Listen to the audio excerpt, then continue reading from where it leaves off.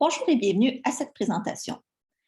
Mon nom est Camille Gagnon, je suis pharmacienne et directrice adjointe du Réseau canadien pour la déprescription, un organisme de recherche qui est basé à l'Institut universitaire de gériatrie de Montréal. Le titre de ma présentation aujourd'hui est le suivant. Ai-je toujours besoin de ce médicament? Peut-être que c'est une question que vous vous êtes déjà posée ou alors que vous avez posée pour un proche. Comment vous assurer que vos médicaments vous aident réellement ou vraiment? Donc, on va essayer de vous outiller à cet effet-là aujourd'hui. La présentation d'aujourd'hui va être axée sur 3 grandes questions auxquelles on va tenter de répondre ensemble. Au final, vous allez peut-être avoir des nouvelles questions en sortant de cette séance éducative, on l'espère en fait. Et ensuite, on va vous donner les outils pour aller poser ces questions-là aux bonnes personnes ou pour trouver l'information dont vous avez besoin en lien avec les médicaments. Donc, la première grande question, c'est pourquoi est-ce qu'on est préoccupé à l'heure actuelle par les phénomènes d'utilisation de médicaments dans la population générale et plus particulièrement chez les personnes âgées? Donc, la première question, c'est vraiment pourquoi est-ce qu'on est plus sensible aux effets des médicaments avec l'âge? Donc, on va essayer de répondre à cette question-là. La deuxième grande question sera la suivante. Dans quel cas les risques des médicaments peuvent-ils venir dépasser les bénéfices chez un individu? On va vous donner encore une fois quelques pistes pour répondre à cette question-là.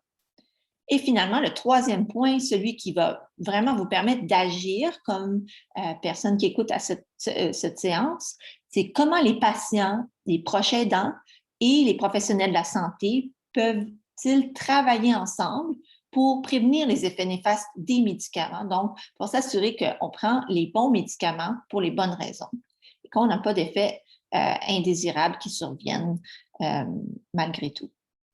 Donc, on va aborder en premier lieu pourquoi est-ce qu'on prend des médicaments.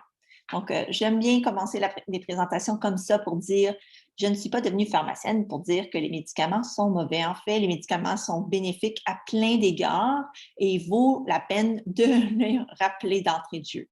Donc, on prend des médicaments pour plusieurs raisons au Canada et ailleurs dans le monde, partout maintenant aujourd'hui. Ils sont nécessaires, en fait, pour la santé pour plusieurs raisons et ils sont une des raisons pour lesquelles aujourd'hui, au Canada, en Occident, on vit plus longtemps que jamais auparavant, du fait qu'on a un accès à des traitements médicamenteux qui nous permettent de guérir de certaines infections, traiter certaines conditions, etc. Lorsqu'il est temps de distinguer des raisons pour lesquelles on utilise les médicaments, pour les bienfaits de cette présentation, je vais, disons, résumer le tout à 2 grandes raisons. La première raison pour laquelle les gens peuvent prendre des médicaments, c'est pour soulager des symptômes. Ça, un symptôme, c'est une façon pour une maladie ou un problème de santé de s'exprimer. Donc, ça peut être quelque chose comme un mal de tête, ça peut être quelque chose comme un mal de genou qui est causé par de l'arthrose. Alors, quand on prend des médicaments pour soulager des symptômes, ce qu'on essaie de faire, en bref, c'est vraiment améliorer notre qualité de vie. C'est vraiment ce qui est central dans cette perspective-là. Donc, on peut penser justement, pour ne pas le nommer, à prendre un acétaminophène ou Tylenol pour traiter un mal de tête, ce qui me permettrait, comme personne, de continuer à vaquer à mes occupations au cours de la journée. La deuxième grande raison pour laquelle les gens prennent des médicaments à l'heure actuelle au Canada, c'est pour traiter des maladies chroniques. Puis là, on en a nommé quelques-unes, des maladies chroniques qui sont assez fréquentes. Par définition, ces problèmes de santé-là ne disparaissent pas, mais grâce aux thérapies qui existent, et pas seulement les médicaments, une thérapie non médicamenteuse aussi, on peut contrôler ces conditions-là et on peut s'assurer qu'elles ne progressent pas ou si elles progressent, qu'elles progressent plus lentement. Donc, on peut imaginer qu'en traitant un diabète, par exemple, de façon appropriée chez un individu, on peut prévenir des complications comme des problèmes au niveau de la vision, des problèmes au niveau des reins, des problèmes au niveau des nerfs, des doigts et des pieds. Et aussi, on veut se prévenir des événements comme des crises cardiaques ou des AVC. Donc, en traitant les maladies chroniques, on veut contrôler la maladie et aussi prévenir des complications qui pourraient être plus graves. Donc, En tout et pour tout, les médicaments ont plusieurs bénéfices pour les individus et ils arrivent à prolonger l'espérance de vie lorsqu'ils sont utilisés de façon appropriée. Ensuite de ça, pour la deuxième, disons, pour la mise en situation ou la mise en contexte plutôt, on aime aussi décrire en bref les statistiques pour donner une idée de la situation à l'heure actuelle au pays. Donc, en commençant, j'aimerais que vous réfléchissiez à votre expérience comme personne qui peut-être prend des médicaments ou qui a des gens dans sa famille des aînés dans leur famille qui en prennent et juste essayer de se donner une perspective globale sur la chose. J'aimerais vous demander, selon vous, d'après ce que vous observez, quelle proportion des aînés, ici, on parle des gens qui ont 65 ans et plus, quand on utilise le terme aîné. Donc, quelle proportion des aînés qui vivent dans la communauté, c'est-à-dire qui vivent à la maison, qui ne sont pas en soins de longue durée, quelle proportion d'entre eux prennent au moins 5 médicaments au pays? Donc, je vais vous laisser y réfléchir et je veux ajouter que les médicaments ici n'incluent pas les produits de santé naturelle ou tout produit qu'on pourrait acheter sans ordonnance. C'est 66 %. Donc, 2 personnes sur 3 prennent au moins 5 médicaments, des personnes de 65 ans et plus. Ensuite, passons à 10 médicaments ou plus. Je vais vous laisser y réfléchir encore une fois. Même groupe, personnes vivant à la maison, 65 ans et plus. On est à 1 sur 4 environ qui prend au moins 10 médicaments dans ce cas-là. Et la dernière question de ce quiz pour vraiment mettre la table, c'est de vous demander quelle proportion des gens qui ont, dans ce cas-ci, 85 ans et plus, donc 20 ans de plus, qui prennent prenant au moins 10 médicaments. Je veux ajouter ici que, dans le fond, l'objectif n'est pas de donner un chiffre spécifique vraiment. Ce que je veux, c'est que vous vous demandiez, pensez-vous que plus on avance en âge, plus on ajoute de médicaments, ou alors, si on avance en âge, on est peut-être plus en santé, on a dépassé l'espérance de vie moyenne au Canada, donc on aurait peut-être moins de médicaments à notre dossier. Mais la réponse, c'est que c'est plus. Donc, plus on avance en âge et plus on est exposé à des thérapies médicamenteuses différentes, et donc le nombre de pilules qu'on doit prendre ou de traitements autres n'a pas besoin d'être par la bouche nécessairement. Ça peut être des injections, des crèmes, des gouttes pour les yeux. Ça augmente. Donc, les aînés au Canada prennent un nombre impressionnant de médicaments et ça, on voit que ça tend à croître avec le temps par rapport quand on regarde les tendances au cours des 50 dernières années, le nombre tend à augmenter. Et ça mène à la première question de la présentation, c'est pourquoi est-ce qu'on devient plus sensible aux effets des médicaments avec l'âge et pourquoi, dans le fond, nous, on met tant d'efforts au Réseau canadien pour la déprescription pour sensibiliser les gens à ce sujet. Donc, on a vu, les gens qui ont plus de 65 ans prennent un nombre significatif de médicaments. Pourquoi est-ce qu'on est préoccupé? C'est parce qu'avec le temps, on est plus sensible. Mais comment est-ce le cas? Donc, on va décrire ça. Donc, je l'ai déjà dit, on va remettre les bases, comme j'ai mentionné d'entrée de jeu. On prend plus de médicaments parce qu'on a aussi plus de maladies avec le temps, plus de maladies chroniques qui vont soit progresser ou alors il y en a des nouvelles qui s'ajoutent. Et on sait que notre risque et notre bénéfice qui est lié aux médicaments vont changer. Un petit schéma ici pour montrer d'entrée de jeu comment est-ce que les changements qu'on a au niveau de notre corps peuvent affecter la façon dont les médicaments ont un effet sur nous. Okay? Donc, ce qu'on observe chez une personne plus âgée avec le temps, c'est que les médicaments vont l'affecter différemment. Voyons voir pourquoi. Donc, il y a une première flèche qui pointe au niveau du cerveau, ce qui est, vous serez probablement d'accord, l'organe le plus important. Donc, avec le temps, notre cerveau, qui est protégé là, au maximum, on veut éviter que le cerveau soit exposé à des toxines ou à des produits ou des bactéries en tout genre. Ça, c'est super important. Mais de la même façon, on veut éviter que des produits pharmacologiques pénètrent trop dans le cerveau. Le corps est fait ainsi. Mais avec le temps, notre cerveau, lui, devient plus exposé. Ces barrières-là deviennent moins efficaces et le cerveau est plus sensible aux effets comme tels, donc est plus, disons, affecté par des médicaments, qui normalement peut-être n'auraient pas eu d'impact sur notre cerveau. Un exemple fréquent, ce serait pour quelqu'un de prendre un médicament pour la vessie qui, normalement, agirait sur sa vessie, mais qui, malheureusement, pénètre aussi dans son cerveau. Le médicament va aller dans le sang, puis ensuite, il va aller affecter des récepteurs, des parties au niveau du cerveau, puis peut-être causer de la confusion, des étourdissements. Donc, c'est un exemple d'une façon où un médicament qui est utilisé pour autre chose peut affecter notre cerveau. En deuxième lieu, il y a des changements corporels au niveau de notre composition. Je n'ai pas besoin de questionner beaucoup de gens pour qu'on trouve la réponse à la prochaine question. C'est à savoir, avec le temps, est-ce qu'on accumule plus de graisse ou de muscles? Malheureusement, et j'en connais la réponse moi-même, on accumule plus de graisse. Mais il y a beaucoup de médicaments qui aiment la graisse et qui aiment s'y accumuler. Et donc, c'est un enjeu important.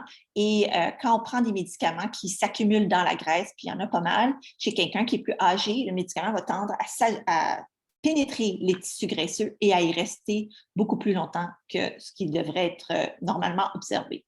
Donc, dans une personne qui est âgée, qui a plus de tissus graisseux, c'est une chose qu'on observe.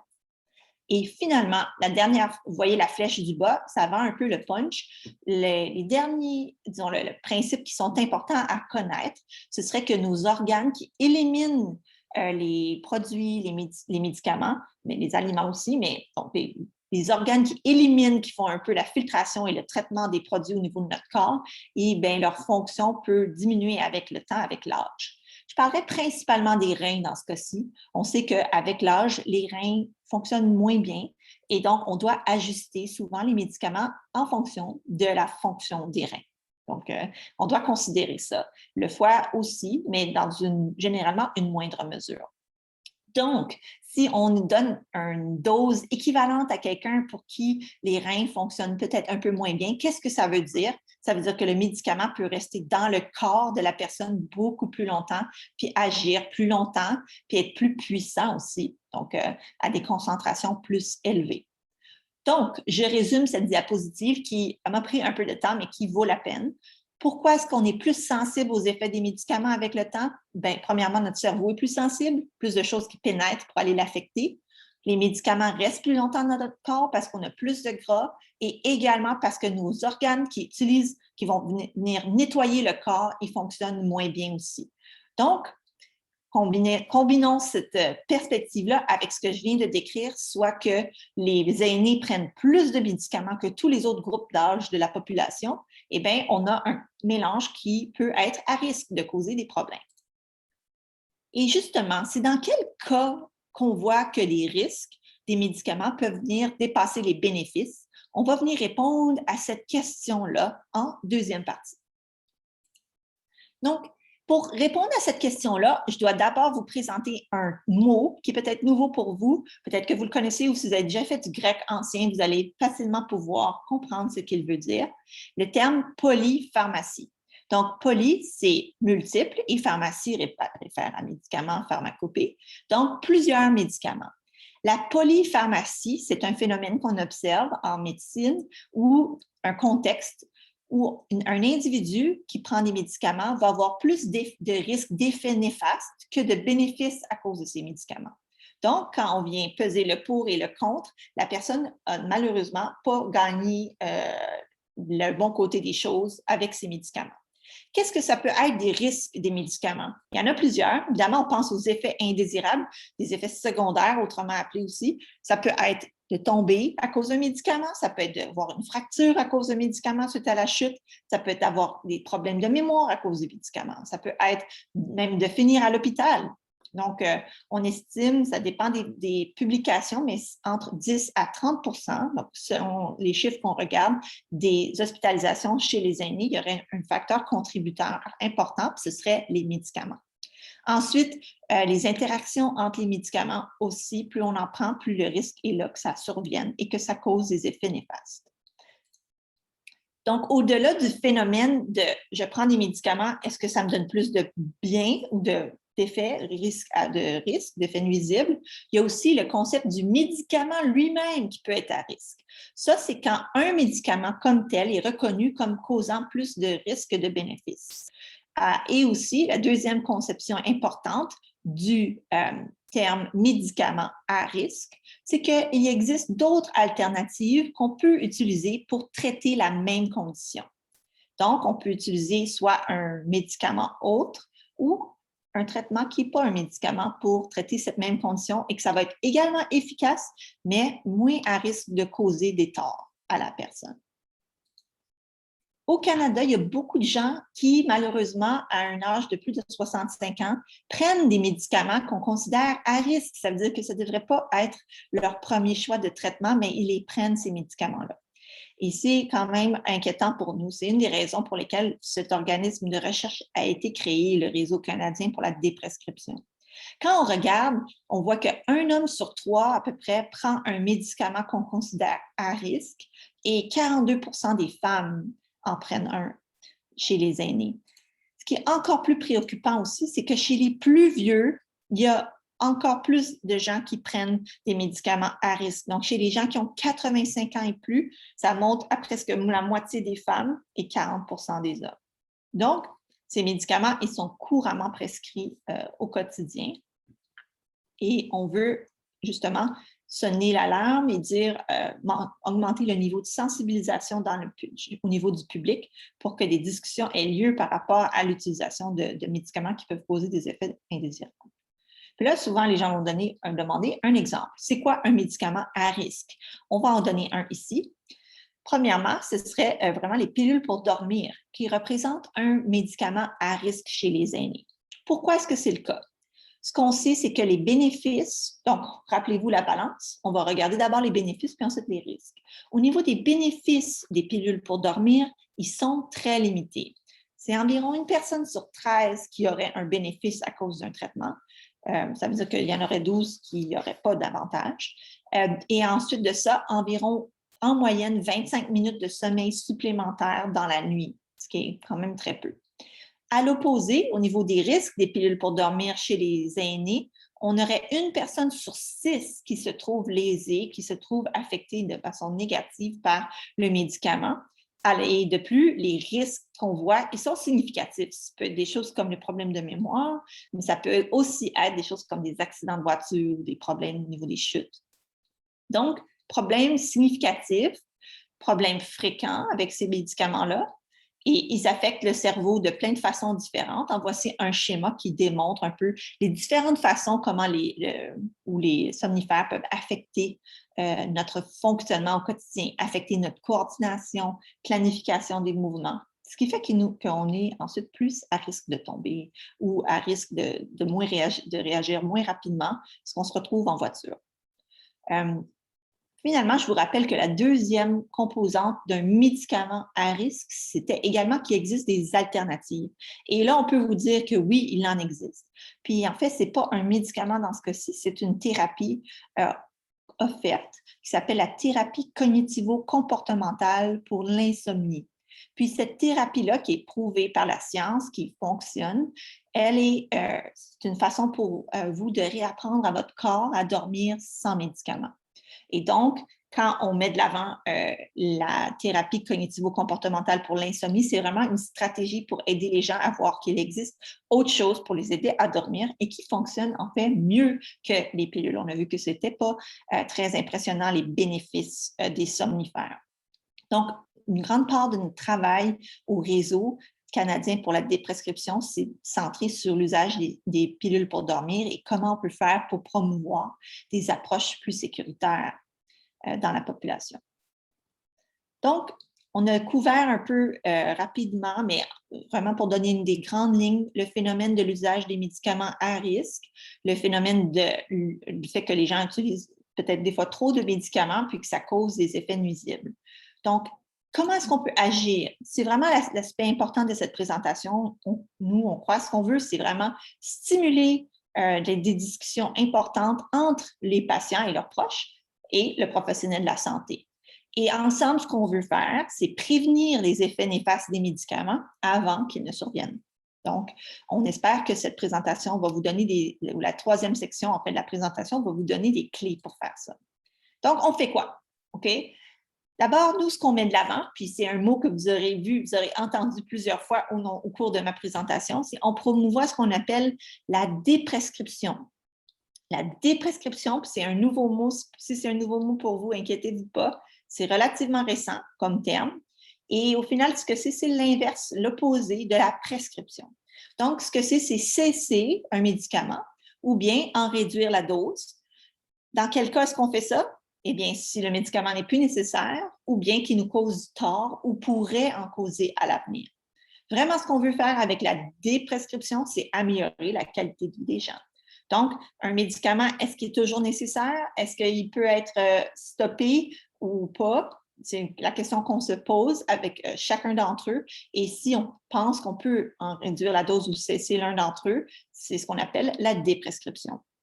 L'important ici, c'est de mentionner que cet acte-là de déprescrire doit toujours être effectué en partenariat. C'est vraiment quelque chose qu'on fait avec l'aide d'un professionnel de la santé dans tous les cas, médecin, infirmière, pharmacien, pharmacienne. L'important ici, c'est vraiment d'être suivi parce que si on arrête un médicament abruptement alors qu'il devrait être réduit graduellement ou qu'on en aurait besoin, bien, on peut se causer d'autres problèmes. Et ce n'est pas notre objectif, loin de là. Donc, comment faire pour déprescrire? Qu'est-ce que vous, comme patient, vous pouvez mettre en place? Eh bien, ce qu'on met de l'avant, c'est vraiment prenez un rendez-vous à ce sujet-là, sur vos médicaments, si vous en prenez. Et ce qu'on veut, c'est vous encourager à parler de ce sujet-là avec un professionnel de la santé en qui vous avez confiance et en qui vous avez accès de façon raisonnable. Donc, ce qu'on veut faire, c'est procéder à une révision de chacun des médicaments et s'assurer qu'ils sont toujours tous nécessaires. Donc, on sait que les gens sont ouverts à l'idée de stopper leurs médicaments si le médecin le recommande. Donc, on veut essayer d'encourager des discussions à ce sujet-là pour qu'on ait des découvertes aussi. Peut-être que le médecin va dire « Ah, OK, donc si tu es ouvert à le cesser, moi aussi, j'y pensais justement, mais des fois, l'opportunité ne se présentait pas. » Donc, d'initier ces discussions-là, c'est vraiment pertinent. Puis, ça peut aboutir à une liste de médicaments, peut-être qu'on en a 12 au départ, puis peut-être qu'après avoir réévalué avec le pharmacien et le médecin, on se rend compte qu'on pourrait faire un plan, puis en enlever graduellement 2, puis en stopper 1 aujourd'hui même. Donc, c'est des plans qui vont être mis en place, puis ça va se faire sur plusieurs semaines, plusieurs mois, mais vraiment, c'est ça, c'est en partenariat avec l'équipe clinique. Donc, pour vous aider à initier cette discussion-là avec un professionnel de la santé puis avoir cette interaction importante, on vous propose 5 grandes questions qui devraient vous aider. Donc, en premier lieu, ce qu'on veut vous demander, c'est, ce qu'on vous suggère comme question, c'est de regarder votre liste de médicaments et de vous demander pourquoi est-ce que je prends chacun de mes médicaments. N'oubliez pas d'inclure les produits de santé naturelle dans cette liste ou tous les produits sans ordonnance. Si vous n'êtes pas en mesure de répondre à une des questions, à un des identifiants au niveau des médicaments, alors là, c'est un point important à aller valider avec un professionnel de la santé. Et même des fois, on pense qu'on sait, puis on aurait peut-être eu des informations, avec le temps, on a oublié ou que ça a comme remplacé. Donc, c'est bien de revalider. OK, ce médicament-là, c'est pour le cholestérol, n'est-ce pas? Donc, de revalider ça avec les professionnels, c'est pertinent. Ensuite, la deuxième grande question qu'on aime encourager, c'est quels sont les bénéfices et quels sont les risques associés à ce traitement? Donc, en demandant ça, gardez en tête peut-être des effets indésirables qu'on sait qui sont importants pour les patients, puis particulièrement les aînés, ce serait les problèmes au niveau de la mémoire et les chutes. Donc, il existe une panoplie de médicaments qui peuvent augmenter la confusion. Disons, je parlais des somnifères, mais on pourrait aussi penser à des médicaments, comme j'ai déjà parlé des médicaments pour la vessie. Il y en existe plusieurs, donc de demander la question, c'est pertinent. Autrement aussi, de vérifier si le médicament peut augmenter les risques de chute. Des fois, on ne pense pas, mais il y a des thérapies pour la haute pression ou alors pour le diabète qui peuvent nous mettre à risque de chute. Donc, c'est des traitements que l'on prend depuis longtemps. Donc, de questionner spécifiquement ces aspects-là, ça peut être intéressant. Est-ce qu'il existe d'autres traitements, d'autres médicaments ou alors des alternatives qui pourraient nous aider à traiter nos conditions et qui pourraient venir remplacer un médicament? Ça, on vous encourage à valider ça parce qu'on pourrait ensuite mettre en place ces stratégies-là puis voir peut-être que le médicament la dose pourrait être abaissée ou alors il pourrait être cessé. J'ai parlé plus tôt, par exemple, des somnifères par rapport à une thérapie qui réapprend sans médicament, qui réapprend à votre corps à dormir sans médicament. Donc, Ce qu'on ferait, qu'on essaierait de faire dans ce cas-ci avec une personne qui est prête à cesser son somnifère, c'est de diminuer graduellement la dose, puis ça prend du temps. On ne veut pas stopper ces médicaments-là drastiquement, ce n'est pas recommandé, donc on prend même 3 mois, des fois 4. Et en même temps, on met en place la thérapie cognitivo-comportementale pour l'insomnie pour l'aider à mettre en place d'autres stratégies. Ensuite de ça, la question qui va droit au but, puis moi je l'aime parce que ça vous permet de répondre, d'avoir la réponse qu'il vous faut. Si la réponse est non, ben c'est pas grave, mais vous l'aurez demandé. Est-ce que je peux arrêter ce médicament ou en réduire la dose? Est-ce que je peux déprescrire? Et le professionnel de la santé pourra vous répondre de but en blanc sa perspective par rapport à la chose.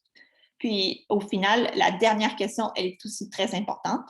Avec qui est-ce que je fais un suivi et quand?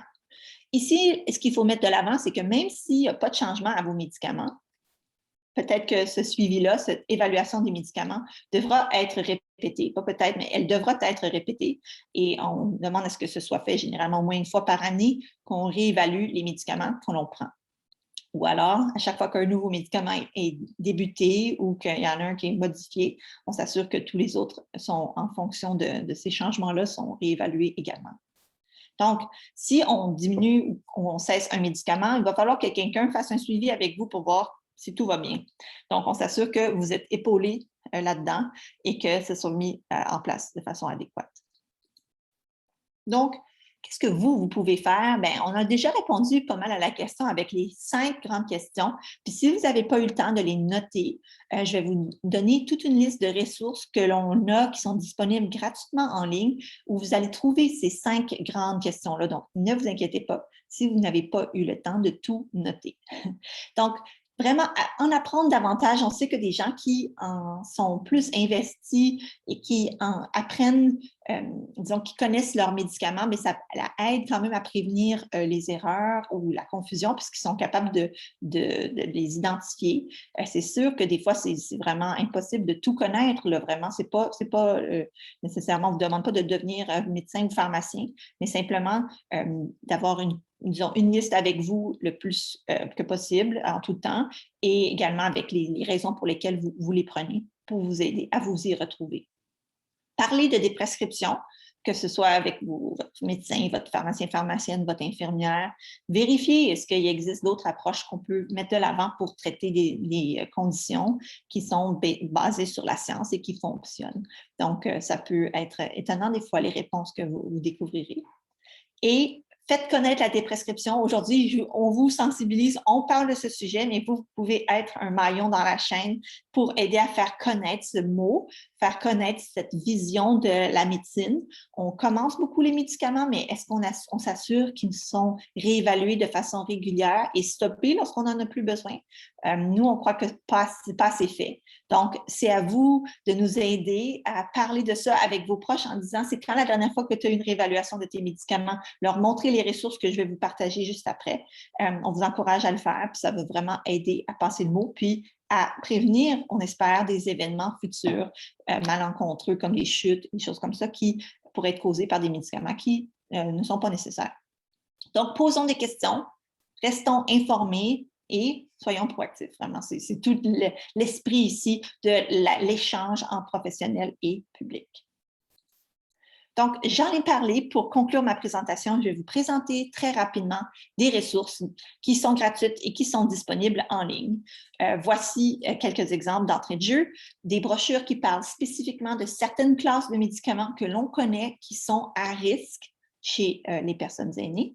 Ensuite de ça, des brochures sur des alternatives et des façons pour vous de mettre en place des thérapies sans médicaments, par exemple, ici, pour traiter l'insomnie ou les problèmes de sommeil. Donc, ça, c'est disponible en ligne. De même que les 5 questions que j'ai mentionnées sont disponibles dans ces brochures. Il y a une panoplie d'articles.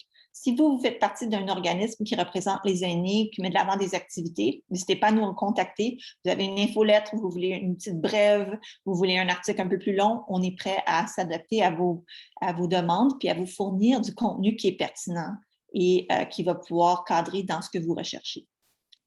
Tout ça, c'est disponible à l'adresse suivante, réseaudesprescriptions.ca. Donc, c'est réseaudesprescriptions.ca où vous avez notre courriel ici même.